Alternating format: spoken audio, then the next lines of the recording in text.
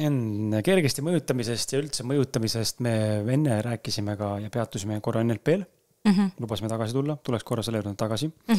Ja tegelikult oleme peatunud ka enesisestustel ja afirmatsioonidel, aga nüüd looks nad kokku. Ja just nagu selle poole pealt, et me räägime endale lugusid kogu aeg. Me toodame endale uskumusi läbi nende lugude. Mida rohkem neid räägime, seda rohkem hakkame neid uskuma. Ja siis need hakkavad meile vastu peegeldama ja siis me usumegi, et see nii on. Ja siis on juba selline mõnus luup, kust on nagu raske endale teistpidi olevat uskumust sisse lasta tihti peale. Ja ma märkasin alles hiljuti, et ma olen rääkinud endale 2 aastat, 3 aastat võib-olla või isegi rohkem, terve elu, ma ei tea, et mina ei ole müügiinimene. Mina ei ole turundaja. Ja siis ma nagu vaatan, mida ma täna nagu teen. Tegelen müügi ja turundusega ja siis ma nüüd lähen ka palgatööle müügi inimeseks ja läksin proovipäevale ja proovipäeval pidin siis tegema külmasid kõnes ja pole kuna elus ühtegi külma kõne teinud ja läks väga hästi, 4 kõnest 4 close'isid ära ja valdkonnas, kus ma müün autosid, millest ma ei tea midagi. Nagu päris, ma olen tšükke mees, kes keegi räägib mu autoles, siis mul on nagu linnudatta laulavad peast, seda midagi aru ei saa.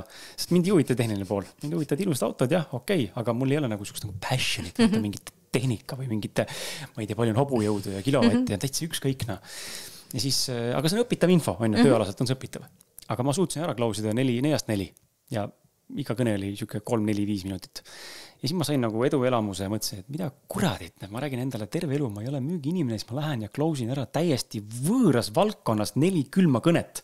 Pole mitte kunagi ühtegi külma kõnet. Mis nali see on, miks ma räägin endale sest lugu? Ja nüüd me tuleme NLP juurde.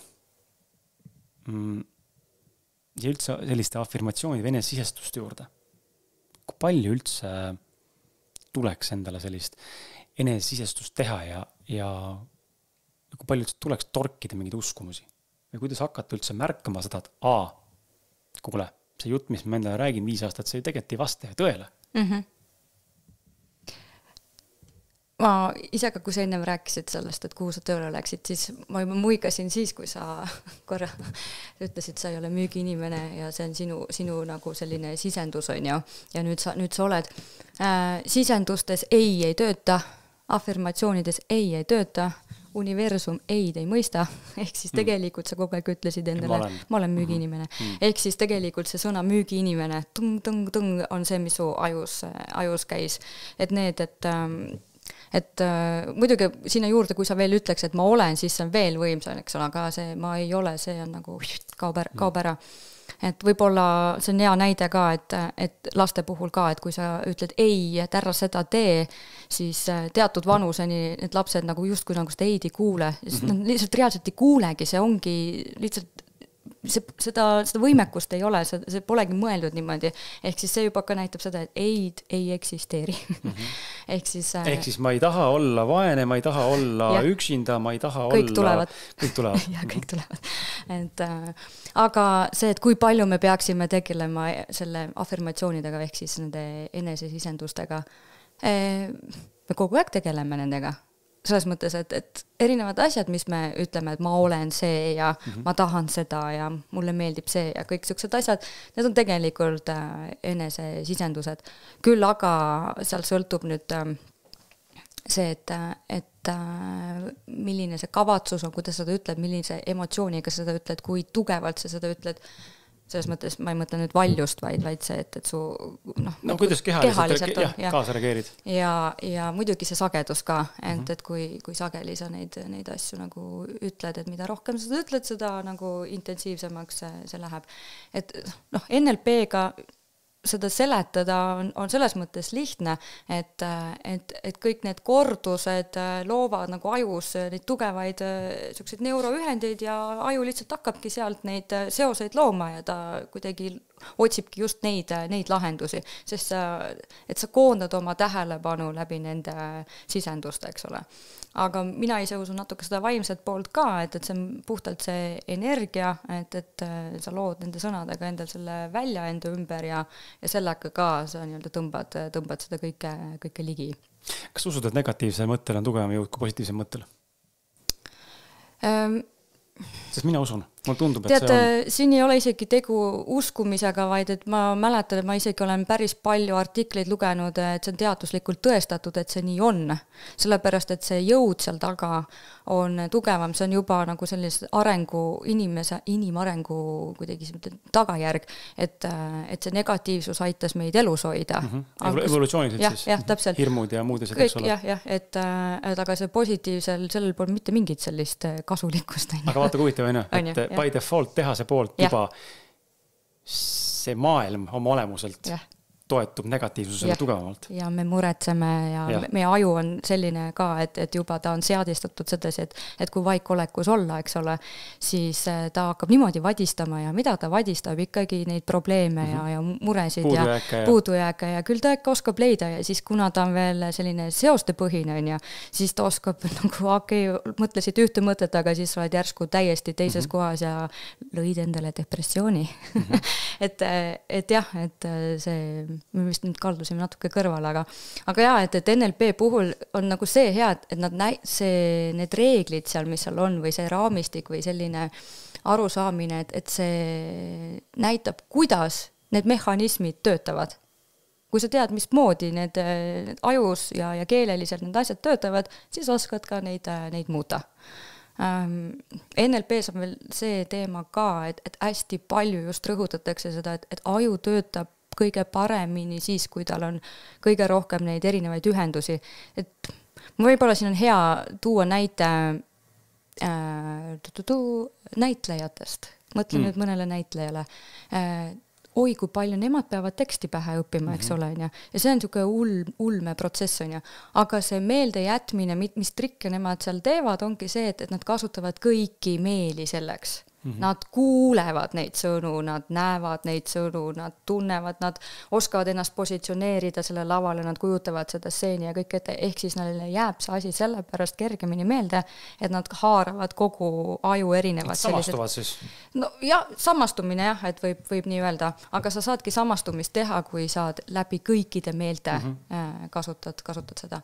NLP-s on ka see samastumine hästi oluline, aga ka just see kõrvaltvaataja roll on ka hästi oluline, et neid asju seal õpetatakse. Et lihtsalt miks mind nagu see NLP nii palju lummab, ma ei ole nüüd mingi üdini mingi hull professionaal, aga ma ikkagi liigun sinna suunas. Lugu meid enne räägid. Lugu. See on fakt ka, aga kindlasti ma olen selles mõttes, ta hullult paelub, aga paelub just sellepärast, et see lause, mille otsa ma komistasin ja kust minu NLP teekond pihta hakkaski, oligi see, et sõna mõjutab sinu elukogemust. Maailma kogemust, eks ole. Ja kui sa nagu, siis sellest sain, et kui sõnad muudad, eks ole, et siis su maailma kogemus ka muutub, eks ole, ma tahan rohkem teada ja niimoodi ma läksingi. Et see NLP on mulle aidanud paremini suhelda, et ma kindlasti nagu kuulen ja näen rohkem, et okei, ta kasutas praegu seda sõna, see tähendab seda, et siis ma saaksin vastata talle nii, et see info temani nagu kohale jõuab, sest et ma oskaksin ennast paigutada sinu maailmakaardile, et meil oleks see suhtlus nagu lihtsam, sest et vahel on mõne inimesega ei tule see suhtlus üldse välja, et kuidagi ei saa üldse teineteisest aru, aga see ongi see, et me oleme mõlemad erinevatel maailmakaardidel ja me ei oska panna nagu oma keelega teise maailmakaardi. See on ka vist põhjus, ma arvan, miks öeldakse vaata, et öeldakse turunduslikult ja müügis seda asja, sest et ühte sõnumit pead sa kuulma 16 korda või nägema 16 korda enne, kui teed ostu, nii-öelda. Aga mulle tundub, et ka inimeste puhul on see, et seesama info võib sinuni jõuda varasemalt ka, aga läbi kellegi teise sõnalt sama asi öelduna jõuab kohale, aga tema eelmise inimese kaudu jõudnud kohale. Sest et see, see puudub see ilmselt siis see, ma ei tea, siis see tunne või sageduslik energia seal taga, et ühte sa mõistad nagu paremini, teist ei mõista, kuigi sõnalt võib see lause olla sama. Jaa, seal on kindlasti juba energiat teemal on ja aga see, et kui sul on üks info, mida sa pead edasi andma, aga sa saad erinevat moodi sõnastada, siis NLP õpetabki just seda, et kuidas nüüd ma saaksin seda infot sõnastada sulle nii, et ma et sina aru saaks, eks ole. Aga selle NLP-ga on üks hästi tore asi ka, et ta on tegelikult erinevate praktikate kogum. Seal on jõhkralt palju neid praktikaid ja ega mina ise kasutan seal mingid enda lemmikuid peamiselt, eks. Aga ma tean seda, et ta peamiselt, kuna ta võtab enda alla ikkagi väga palju erinevaid diskursusi, et on väga palju erinevaid teraapia reeglitest lähtub, eks ole, keelereeglid, eks ole, siis tal on veel sotsiaalantropoloogiat minu meelest, et see valdkond on jõhkralt lai ja see tähendabki seda, et ma saan seda kasutada ka nagu väga laialt, et erinevat moodi, aga mina lihtsalt olen enda jaoks teda kitsendanud, sest et miks teda loodi nagu sellel eesmärgil, muide need loojad ise ja neist üks oli ka ikkagi päris vaimne inimene, et see mulle ka nagu väga meeldis ja pluss veel Eestis need NLP õpetajad, kes seal instituudis on, et nemad on ka hästi vaimsed, et see kuidagi, siis ma tundsin, ma olen jumalast õiges kohas.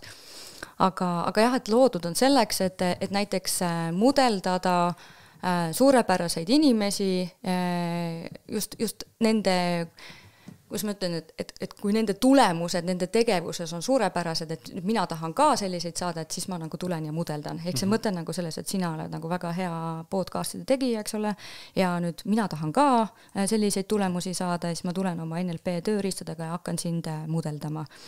Aga muidugi see podcastide nii-öelda salvestamise ja kõik selle tulemus, seal on nagu väga palju erinevaid väikseid blokke, eks ole, ja siis ma nagu tulen. Aga ta annab nagu sulle need tööriistad, et nagu kuidagi otseteena saada jõuda sinna maani nende samade tulemusteni, et ma teeksin ka nii hästi nagu sina. Päris huvitav. Ma kunagi arvasin NLP-st, et ta on puhas manipulatiivne tööriist, et manipuleerida inimesi. Mida ta mõne mõttes ju on ju, tegelikult kommunikatsioonioskus ja enda ideede esitlemine, eneseväljendus võib olla väga manipulatiivselt kasutatav. See on nii naljakas, mina esimest korda, tähendab, kui mina NLP-ga kokku puutusin, siis seal öeldi ka seal tunnis, et see ei ole nagu manipuleerimiseks, siis ma pole kunagi mõelnudki selle peale, et ma selleks kasutan, aga nüüd on see üks asi, mul ei ole vaja ka ennast kunagi kaitsta selle eest, et keegi nüüd minuga manipuleerib või minul pole kunagi seda kavatsust, et ma nüüd hakkan sinuga manipuleerima, sest et see on mingi negatiivne asi, selline pahatahtlik, mingi ainult enda kasu peal väljas ja mina ei oska sedasi mõelda ja NLP kohe kindlasti ei ole ka mõeldud selleks, et kellelegi liiga või halba teha, vaid pigem ta on ikkagi toetamiseks ja aitamiseks mõeldud tööriist. Ja kui nüüd, ma olen oma sõbrannadele ka rääkinud sellest NLP-st ja siis niimoodi, et oi, mina ei tea, et kas sa oled mu peal seda NLP-d teinud, ja siis kuule, kogu aeg teen. Ehk siis tegelikult ma nagu elangi seda, et see tundub nagu terminina on hästi keeruline ja kuidagi selline nii spetsiifiline ja kuidagi, kui ma räägin ka, et mingid tööriistad, aga see on lihtsalt üks suke raamistik või selline vorm, mille peal ma nagu toimetan. Et lihtsalt need on minu nagu uskumused, mis on tulnud NLP-st ja ma neid kasutan. Ehk siis, et kui inimene tuleb minu juurde, siis ma ei ütlegi, et nüüd me hakkame NLP-d tegema. Ma ütlen, et me lihtsalt, kuule, proovime sellist asja praegu, eks ole. Aga lihtsalt tegelikult see tuleneb NLP-st. On ju? Et minu jaoks on ta lihtsalt üks raam. Kas sa oled nõus, et manipulatsioon võib ka hea olla? Ja ma just pean silmas, võib-olla tahad sa ümber sõnastada selle parema sõnakasutusega, aga ma toon lihtsalt näite, et 12 aastat tagasi ma nägin ühel üritusel üht tütarlast. Ja kui ta ruumi sisse astus, siis me olime varasemalt tegelikult kohtunud ka võib-olla paar kuud enne ja ma ei mäleta üldse teda sealt, aga kaudselt vist kuidagi meid tehti tuttavaks, aga sellega see piirdus, mu fookus oli seal üritusel üldse mujal. Ja siis paar kuud hiljem astub ta ruumis sisse ja minul tekib nii suur äratundmine, et see on minu elukaaslane ja mu laste ema. Täna me oleme suhtes. Aga see suhe tuli minu algatusel ja minu initsiatiivil ja ma isegi olen arutanud temaga ka, et kas ma manipuleerisin meid suhtesse. Ja see ei tähenda seda, et ta mind täna ei armasta, eks ole, või ei taha minuga koos olla. Aga just see pool, et ma arvan, et enamus mehed suudavad relate'ida sellega samastada. Ka mina läksin sellesse rolli, kus ma mängisin siis väga head sõpra, uut sõpra. Et pääseda lähedale, võita usaldus, luua see ruum, olla toeks, mida ma ka olin. Ma ei olnud fake selle mõttes. Mul ei olnud kavatsus seal lihtsalt magada ja ära minna või ma ei tea, mis iganes kellegi soov on või ma tahtsin päriselt suhet. Aga ta oli suhtes. Ta oli lõpetama seda suhet, see oli juba ammu hääbunud, eks ole, ja pinnas tegelikult oli soodne. Ja mul ei meeldi tegelikult vahele minna, aga kuna pinnas oli soodne, mina nägin seda, ma nägin mingit tulevikku, tundsin mingit tuleviku versiooni, mis võiks juhtuda, mis täna on nagu siin. Ja ma lihtsalt tegin põhimõtteliselt endast kõik oleneva, mida ma oskasin teha. Et kallutada või siis jutumärkides manipuleerida enda olemise ja sõnade kasutuse ja toeks olemise ja kõige selle muuga niimoodi, et me jõudsime lõpuks sinna kohta, kus me otsustasime ühiselt, et kuule, aga me vist oleme koos. Kas see on siis, kas manipulatsioon halb siis või saab ka olla hea? Sina lihtsalt ise kasutad seda sõna manipulatsiooni siin, aga siin võib ju mingid muud... Mõjutus. Jah, mõjutus, eks Suunamine. ole. Sest et manipulatsioon see on nüüd minu, aga ma kujutan ette, et võib-olla on inimesi, kes nagu ka samastuvad sellega, et see kindlasti tähendab ainult ühele poolele kasu ja teisele poolele kahju, eks ole, aga see teil arenes seal suhe, eks ole, et kui see oleks manipulatsioon, siis oleks ainult sinu mingi kasu olnud seal, eks ju. Et ära kasuta seda sõna. Muidugi, kui see ise enda juures mõtled, et okei, minu jaoks see manipulatsioon ei ole nii tugevalt negatiivne, eks ole, siis anna minna. Aga üldiselt ma ise olen kohanud seda laiemat tähendust, et ta on ikkagi ühele poolele kasu ja teisele kahju. Et, one side win nii-öelda. Et sa saad oma lugu ju rääkida erinevat moodi, et erinevate sõnadega, et siis, et kui sa, kui kahtled selles sõnas, ära kasuta. Ei, mul vist on üsna neutraalne selle sõnaga nagu taga olev nagu see signatuur või olemus, et mul ei teki seal sellist minul tulevad manipuleerimised kohe haikalad miskipärast silme et mina ei saaks kasutada seda sõna. Ma tahaks korra veel peatuda sellel ka, et üks ühele sessioonid sinuga me korra peatusime sellel, aga ma tahaks uuesti selle peatuda just selle nurga alt, et ma olen talle kirja pannud ka siia mõned üksikud mõtted, et sa ütled, ja see oli mul siis kuskilt välja kirjutatud, eks ole, et sinu peamiseks eesmärgiks on tegelikult toetada tugevaid, iseseisvaid ja vastupidavaid inimesi, kes tahavad osata alla surumise, enesepettuse või ratsionaliseerimise asemel oma sisemaailma suunata ja juhtida palju tõhusamal ja enesesäästlikumal viisil. Ja näidata ja pakkuda alternatiivseid võimalusi säile nõtkuse, see on see huvitav sõna, arendamiseks ja hoidmiseks. Mainisid enne korra ka, et okei, te suhtlete, kasutad mingid tehnikaid, eks ole, aga mida on inimesel nagu oodata, et vaata tihtipeale ongi see, et inimesed ikkagi tahaks nagu teada, mis muga tehakse seal. Et kuidas see sessioon sinuga välja näeb tegelikult üldse? On see veebis, on see üks ühele samas ruumis, teete seal mingeid harjutusi koos, tema räägib, sina küsid, sina annad mõtteid, soovitusi või kuidas see välja näeb üldse? Ja praegu on see sellises formaadis just see, ma nimetan teda nõustamiseks, sest et see on pigem vestlus, kuulan ära, miks üldse inimene tuleb, mis mure tal on ja mina põhimõtteliselt kuulan ka, et kas ma üldse oskan või saan aidata, et ma ikkagi teen ka seda tutvumised ka, et tunnetada üldse, et kas meil nagu see koostöö töötab. Aga see on peamiselt vestlus, kus ma pakun välja, et nii, et saab teha praegu selle asjaga sinu jutu põhjal seda ja seda ja seda, eks ole. Päris paljud neist ongi praktilised tegevused, mida me teemegi üldiselt. Mulle meeldib üks ühele enda ruumis kohtuda, aga ma olen ka teinud niimoodi üle veebi, nii et ikkagi ookean on vahel. Et niimoodi ka natuke keerulisem on, aga saab hakkama, et siis natuke, kuidas ma ütlen, minus ka seda loovat poolt toob välja, et ma pean ikkagi leiutama, et nii, kuidas ma nüüd seda teen, kui tavaliselt on niimoodi, et on füüsiliselt inimene kohal ja ma saan nagu reaalselt vajadusel katsuda, kui on vaja, on ja. Siuke kaugseansi siis kogemus. Jah, kaugseansi kogemus, jah, et siis natukene tuleb nagu teha veidi teistmoodi ja seal on siis sellist iseseisvat tööd nagu rohkem. Üldiselt on ka selliseid nii-öelda tegevusi ka, et koju jääb ka ikkagi midagi teha ja mõelda ja avastada, aga peamiselt on see, et teebki minu kabinetis, teeme läbi, siis analüüsime seda, mis seal nüüd toimus, eks ole, mis muutused on toimunud, need on üldiselt üsna koheselt tulevad muutused ja ma tegelikult räägin veel juurde ka, et mida me tegime, kuidas see toimus ja kuidas sa seda veel saad kuskil kasutada. Ehk siis tegelikult sellest praktikast, sellest läbitegemise praktikast sa saad endale kaasa selle, et see ei ole nüüd, et see töötab nüüd ainult sellega, vaid et sa võid ja samamoodi see ei ole ka nüüd nii, et see töötab nüüd ainult nii, nagu me praegu tegime, vaid et see on hästi paindlik, et sa saad seda teha teises olukorras pisut teistmoodi.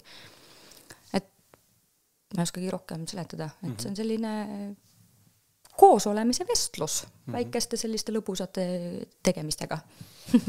Ja tuleta meeldeoleja, mis see koduleht oli, kust sai võtta ühendust sinuga? Ja see linnuke www.sialia.ee Ja ma viskan need siia sulle vaata aknasse siia YouTube'i, kui sa kuulad, siis sa pead minema saate kirjeldusse, siis sealt sa leiad see lingi just ülesse.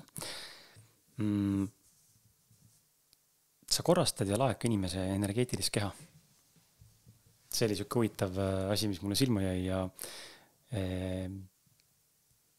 ma pean nagu täitsa ausalt tunnistada, et mina ei saa aru, mis see tähendab. Mitte ma ei mõistaks nagu selle olemust või tagamõtet, ma selle mõttes olen piisavalt esoteeriline ja vaimne selle koha pealt, et ma nagu tajun õhkõrnab, mida see võiks nagu tähendada. Kogemust endal ei ole ja tegelikult ei tea ju ka, kuidas see töötab. Dünaamikana, mehaanikana. Et räägi ka sellest, mis see tähendab, mis see teed üldse inimestega, mis juhtub, kui inimene sellega tegeleb või seda tehakse ja miks üldse peaks inimene mõtlema selle peale või mis hetkest peaks tekkima tunne, et mulle äkki on vaja tegeleda energeetise keha korrastamise ja laadimisega. Ma ei taha ennast nimetada, et ma olen reiki tegija, see oleks nagu selgemini arusaadav, sest et ma ei ole reikit õppinud, aga ta on sarnane asi.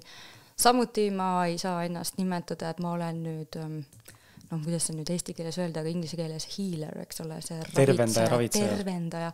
Kõlad eesti keeles nagu nii lihtsalt nagu veidralt.